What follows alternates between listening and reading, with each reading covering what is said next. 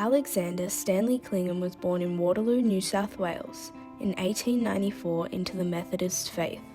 His parents, William and Ruth Clingan, lived in the inner western Sydney suburb of Newtown on 31 Union Street.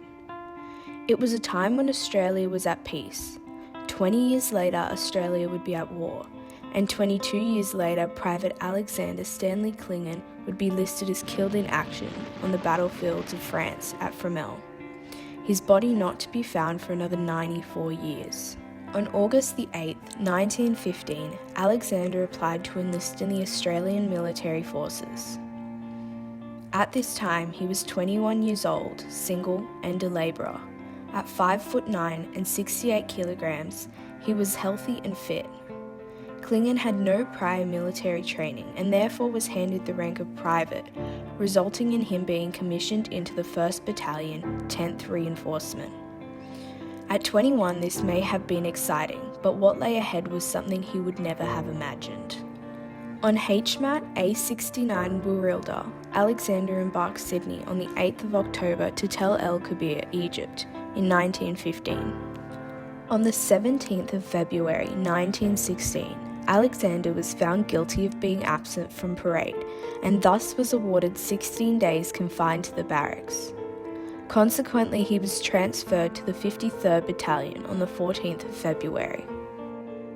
After completing his punishment, he continued his training for the next few months. However, on the 13th of May that same year, Alexander was found guilty of neglecting to obey an order of an officer at Ferry Post. As a result of neglecting this order, Alexander received 14 days of field punishment number 2. For 14 days, Alexander was restrained while also being subjected to hard labour. On the 21st of May, Alexander was able to rejoin his unit. Alexander Stanley Clingan was a headstrong and determined individual who exemplified what he believed in. Punishments never repressed his beliefs. On the 19th of June 1916, Alexander embarked to Alexandria to join the British Expeditionary Force.